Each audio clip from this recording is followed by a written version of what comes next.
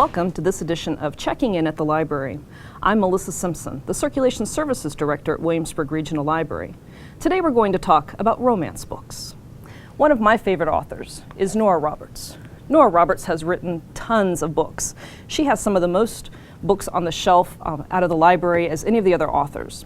One of her latest series is called The Quartets, the Brides Quartets, and this is the first in that series. It's called Vision in White. Vision in White is about a wedding photographer. 4 friends have decided to get together and start a wedding business called Vows. Mackenzie is the wedding photographer, and she's more comfortable behind the camera than she is in front of the camera. I can relate to that. But this is a story about Mackenzie and how she meets the love of her life. She has to overcome her fear of commitment and actually be willing to accept the romance that Carter is offering her, but when she does, her happily ever after is guaranteed. It's a fun book. It talks about weddings and the fun things that happened at weddings, and the series will continue with all 4 friends talking about their specialty with the wedding business, and then talk about how they all find their perfect match. The next book I'm going to talk about is one of the new romances we have on the shelf here at the library. It's called All That You Are, and it's by Stefan Holm. This one takes place in Alaska. With all the snow that we've been having lately, it was pretty interesting to read about places that were even colder than we were having here in Williamsburg. This takes place in a small town, and the main character is a bar owner called Dana, and she has a jazz bar.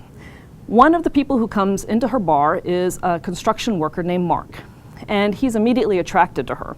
She's very beautiful in an exotic sort of way, but she's very unapproachable.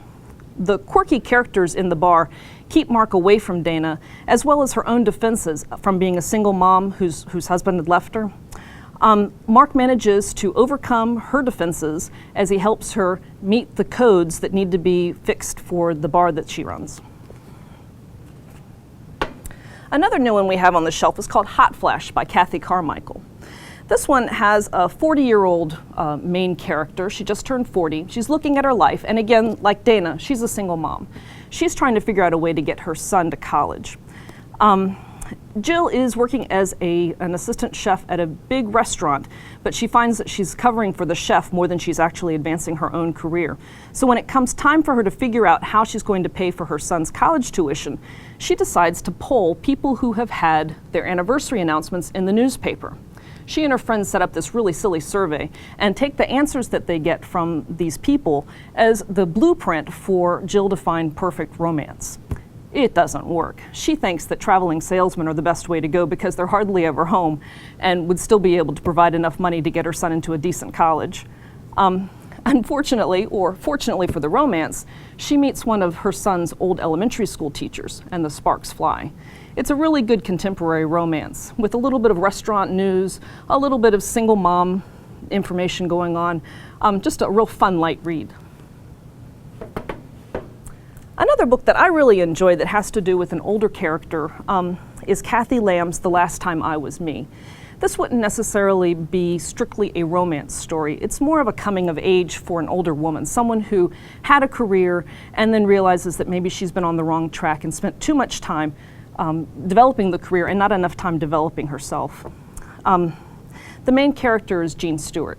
She was a PR rep who had a massive nervous breakdown very publicly at one of her last jobs, and she decides to pack it all up and head to Oregon. While she's driving to Oregon, she stops at this quirky little diner, falls in love with the pancakes, and decides to stay. Now, it's her exploring her new future here in Oregon, meeting the characters of the town, becoming a part of the community, and there's the anger management classes she has to have. That part of the book was really silly. Apparently her ex-boyfriend cheated on her, and she got back at him in a very unusual way. You'll be crying one moment, you'll be laughing the next. This is a great feel-good book, The Last Time I Was Me. If you like watching the Food Network on TV, you'll really like Mary Kay Andrews' Deep Dish. It's the same type premise as some of those competitive shows that you see where the chefs compete against one another for the next Iron Chef or the chef that wins the competition making the cakes. This one takes place in the South. There's 2 cooks. Gina cooks traditional Southern food, has a very proper show, and is a very proper lady. Tate Moody has a cooking and hunting show, and he can't quite understand why he has such a large female audience, but the female audience knows it's because he looks really good when he's out there taking his shirt off and grilling on the steaks. Gina and Tate are in a food competition in the Food Network, in a Food Network-like television show called the Cooking Network. And what they do is they have to go to the southern island and cook off the land. They have to come up with creative recipes. And part of the competition heats up when they also realize there's an attraction to them, to each other. There, again, quirky characters as side characters, funny situations they get put in the competition, and of course, it ends with a happily ever after. Another book that could be ripped straight from the headlines is Susan Elizabeth Phillips' What I Did for Love. This one takes place in Hollywood. There's a main character called Georgie York, who used to be the star of a TV sitcom called Skip and Scooter. And she played the nothing ever gets me down, quirky, fun character. She was in love with her co-star, who was played by Bram Stockwell. And he was the broody teen. Bad boy now, he can't seem to hold a job, he might have a drug addiction, but at the time Georgie had fallen in love with him back when they were doing the sitcom. Really unusual circumstances throw them together in Las Vegas, and they end up getting married. Unbelievable, but funny, and instead of dealing with even more bad publicity, Georgie convinces Bram that they should try to remain married for 6 months, and then they can have a very amicable breakup, and then they won't have to deal with all the bad publicity that their careers really can't handle since the breakup of their show many years ago. Everything goes fine until Georgie realizes that she's actually fallen for Bram, and he's not the bad boy that he pretended to be. So fun, contemporary, a little bit like what you're seeing in the tabloids today about Hollywood, a real quick read. Changing the pace a little bit is Shannon Hale's Austenland. Lots of people enjoy Pride and Prejudice, but Jane Hayes took Pride and Prejudice just a step too far and is waiting for her own Mr. Darcy. Her great-aunt decides that she needs a reality check and sends her, as a bequeath in her will, to go to this place called Austenland. And in it, actors pretend to be the characters from the Jane Austen novel Pride and Prejudice. Well, Jane figures this is the only way she's going to be able to kick this Mr. Darcy habit that she has. And so she goes to Austenland, and she's not quite sure what to expect, but she dresses in the period costumes, she interacts with the period actors, and then she falls in love with the gardener. Well, not exactly what she had been expecting, but nothing in Austenland is really what you were expecting. So there's questions about who's really acting, who's really falling in love, and in the process, Jane figures out what it is that she really wants in life. Real sweet read. Nothing super exciting, but it's the type of book that you want to read with a cup of tea in front of you, curled up on the sofa.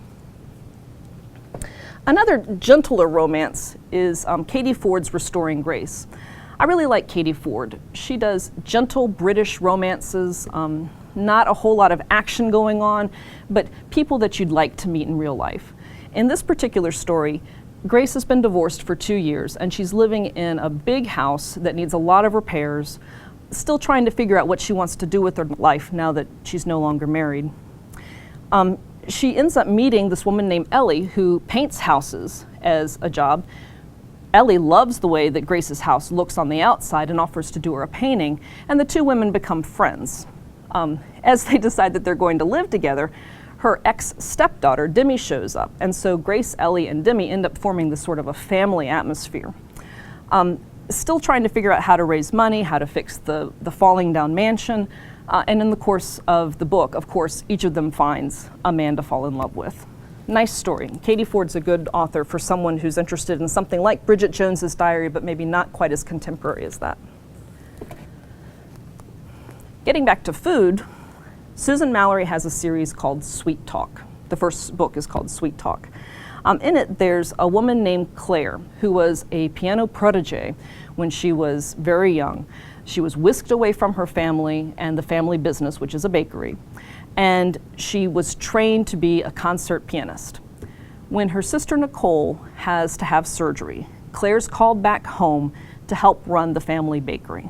All sorts of disastrous things happen when Claire tries to make cupcakes. But the story's about how Claire manages to fit back in with her family, reconnect with her sisters, and of course, finds true love. Good story, Great characters. I enjoyed the way that Claire changed from being kind of standoffish to being a very warm individual. And there's 2 more books in this series carrying the other 2 sisters and how they deal with getting back into their lives and running the bakery. A good series. The next one is another fairly new author here we have at the Williamsburg Library. Laura Griffin has a new series called Untraceable. This one's more of a romantic suspense. It's got the elements of a romance, but also a really good mystery going through. Alexandra Lovell is a person who helps people hide. She takes people who need to escape, need to vanish, and helps them create new identities. She had used her skills to help this woman who had been abused by her husband escape, and then later the woman turns out to really be missing.